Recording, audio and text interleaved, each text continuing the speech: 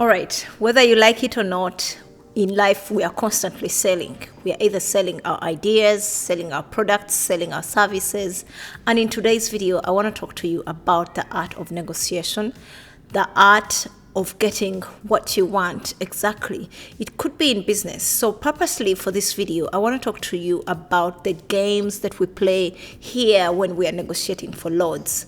It is quite common, and this is a game that everybody plays. Some play it better than the others. Others think they're playing it, but not really. Depends who is listening. Some of us are soaring, some of us are not. And others are new to this. Both parties can be new, but one of them can realize the other as a rookie and take advantage of that situation. So I want to talk to you about the skills that I use, some of the tricks that I use and have been able to nurture along the way. And this is helping me to be able to get good loads and enable me to see more revenue come to my careers and to my company as well. So my name is Pauline, and I want to thank you for being on this channel. Today is I think the 5th. It's a new year. Very excited. Big plans, of course. Thank you for subscribing, allowing us to influence you. So many people have been inspired so far, and I appreciate you so much. If you don't mind, click the like button below. And remember to subscribe to the channel if you're new here, and let's get into the video. So the first idea here is he who cares the least wins. What does that mean?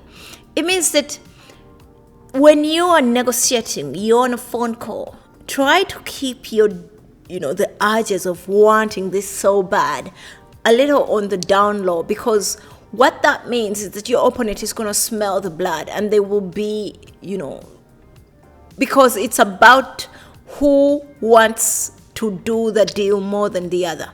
Of course, you're both there to get, one of you is to get the load and the other one is to get the truck. But you want to be able to maintain your cool such that the broker doesn't see you as someone who is desperate, already stuck. Here's the thing. When you are looking for loads, you go through a lot of phone calls and no's and, hitting the wrong ones all the time, that you begin to sometime sounding a little bit desperate. Not in the really bad way, but you begin to seem anxious, like to get this close. Oh, hi, I want to book this load that is coming from this. You don't want to say that. Ask about what the load is about before you say you want to book it. Because if you say you want to book it, you want to book it for whichever price point they've put it there. So acting as if you do not want it will give you some sort of power, and then is going to force your opponent to push to get you on their side, because that is what we're doing. We are having people to come to our side. We're selling them our price, and we want it to be the one that goes. Let your opponent be the one to negotiate against themselves. This is the second point. And this, I see it a lot on the load boards. Some of the brokers will post the load, how much it's going for, and others will leave it completely empty.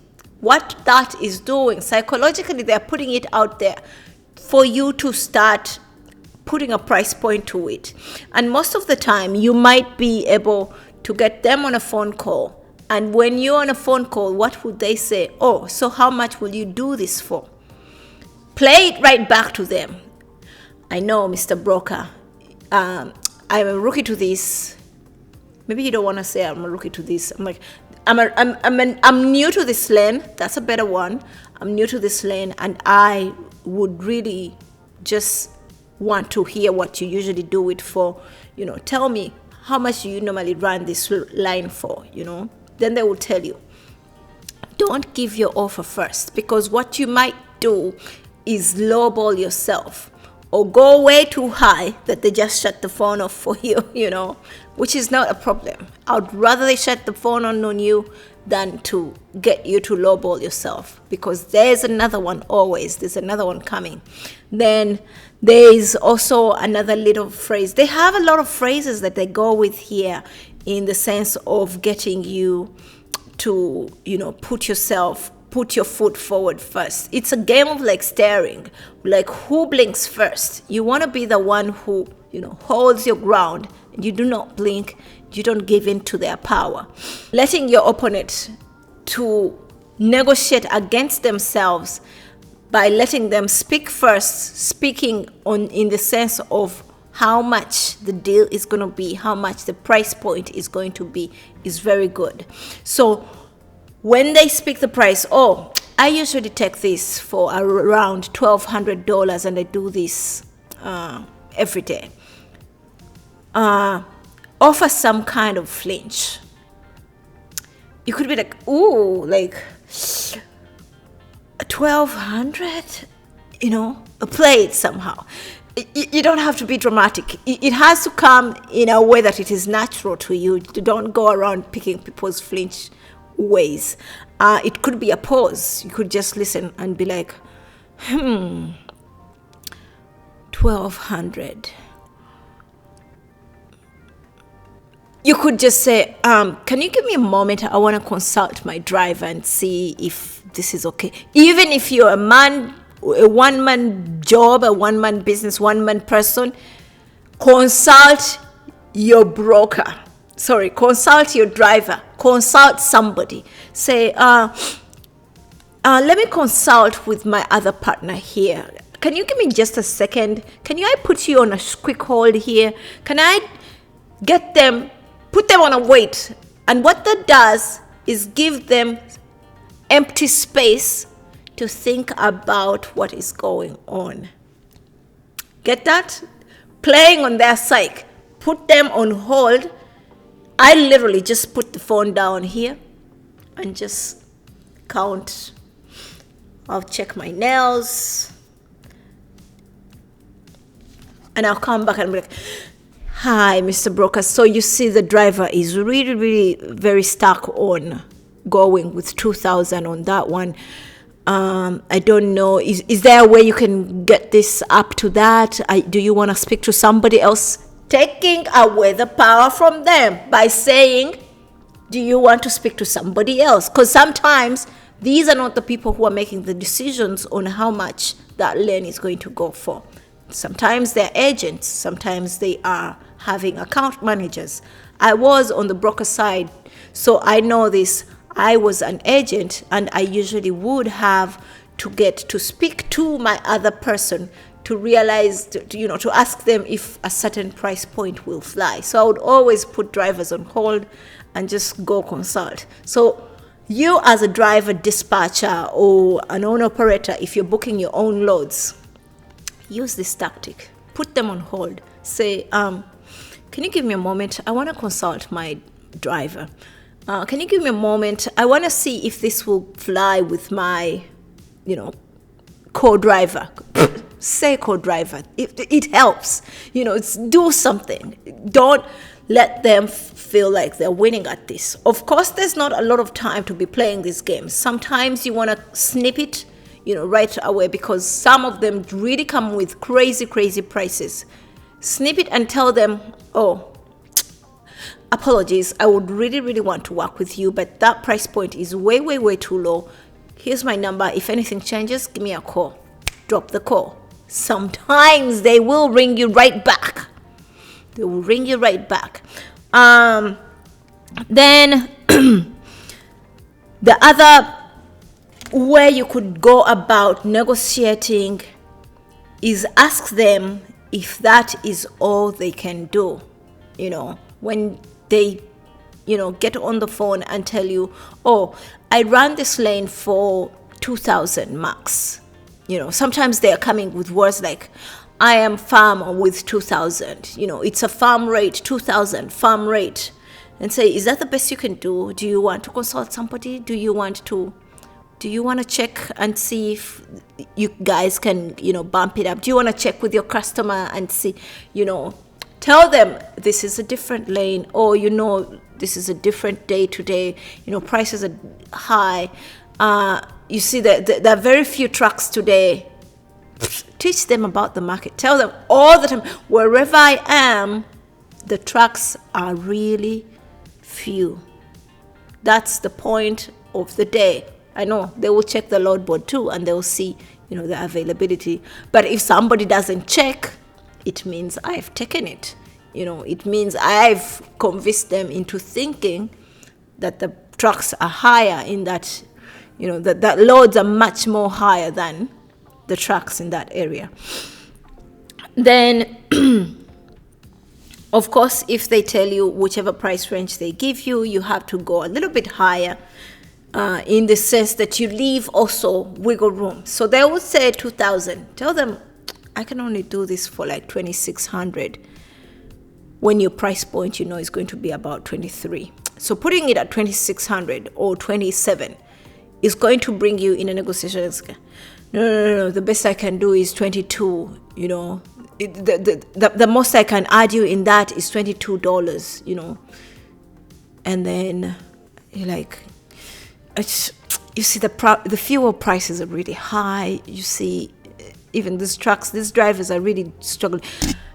If we can get this load out to you by this day, do you think you can add in another $100? These guys are going to make sure that the deadline is hit.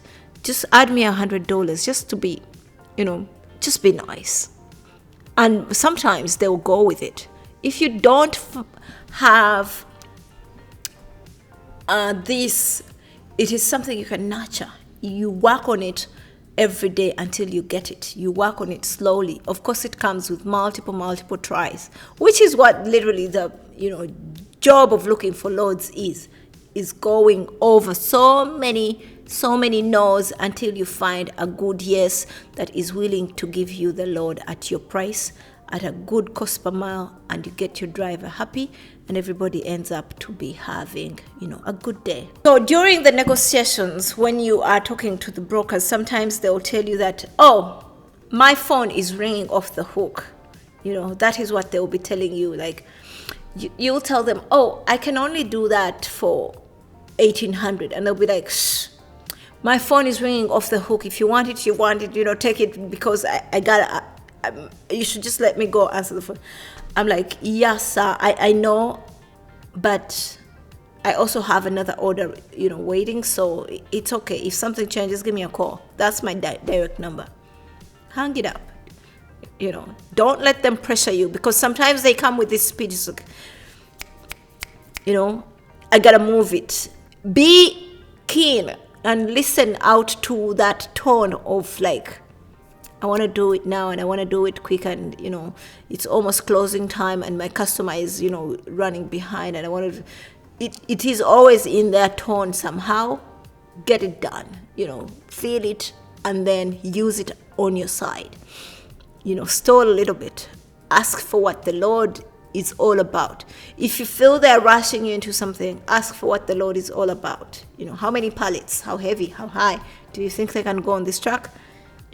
Get them to calm down, because you want the power back to you. I learned all of this from a lot of books. One is that Secrets to Power Negotiations by Roger something. Oh my God, I forget the name. Then there's Keys to Power, key snapshots here and there. Tim Ferriss talks about this a lot. Then there is Sell or Be Sold by Grant Cardone. There's a lot of little ways that you can learn how to negotiate and be able to take the better deal when you are seated with your opponent or you're trying to get this deal. Then the other ways some of these brokers speak to us when we are trying to get loads is they say, I move this every day for $1,000. I can't do that much. I'm not even making that money out. They'll be like, I'm not even making that much from it. They're, now they're seeking out to your sympathetic side. You're like, oh, poor guy is not making money. Let me just help him and take it for free. Right. Like, let me help him and take it for whatever price he's giving. No, pay attention. When he begins to say, I don't even move it to that much, let him look for another sucker, really. You don't need to bow to whichever price points they come with, because if you don't, feel like that works for your company, then you don't really. You do not. And you don't have to go for these prices. What I realize is also somehow, I don't know who started this, and I don't want to point, fingers about to anybody, but some drivers, some dispatchers, somebody began a tendency of giving low rates, and slowly the brokers caught on. And they caught on in the sense that they just do not care anymore. They will just throw out numbers that are just ridiculous. They don't make any sense. And they are nothing close to what the cost of running a vehicle is. This I've seen a lot, because we have to remember that as a driver, as an owner-operator, a fleet owner, you are affected by so many regulations. You are affected by the DOT. You have a lot of fuel costs. You have a lot of mechanical costs. You have a lot of equipment payments and insurance. And all of these are cutting into your profits. You might wake up one day and you realize that you're literally just walking around in circles, working for the brokers, and nothing is coming down to you in terms of profit. Yes, the money is coming in, but it's also going out. So paying attention and sharpening your negotiation skills is going to be able to enhance you in getting more revenue down onto your baseline. I guess my key takeaway here is going to be for you to think about starting to really develop relationships. This is going to include actually developing an email list for your brokers. The good ones, someone treats you nice, create a list, put them in your email list, throw them a blast of emails in the morning. For you who are dispatchers, or if you have multiple trucks and you're an owner operator, if you're doing this as a broker, you can also do this, and send this out to your carriers. Send out an email saying, this is where my trucks are at. Do you have any loads in these areas? Nurture it. It's going to grow. That list keeps on growing slowly, because the good ones are there. The good ones that pay good money.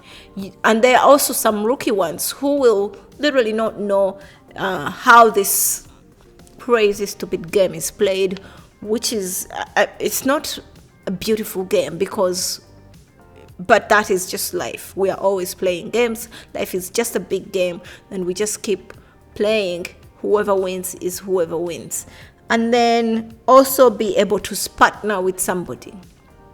Get smart in the way of threading the pieces in the trucking industry, because this is going to help you a lot in pushing forward. This is meaning get out some shippers, and get nurturing, and also see that you get some direct relationships there, such that you can be able to see your company grow and increase on the revenue. Thank you so much. It was pleasure to share with you this video. I will see you in the next one. Remember to subscribe if you're not yet a member already. We are almost close to 1,000 subscribers. Very cool. All right, goodbye.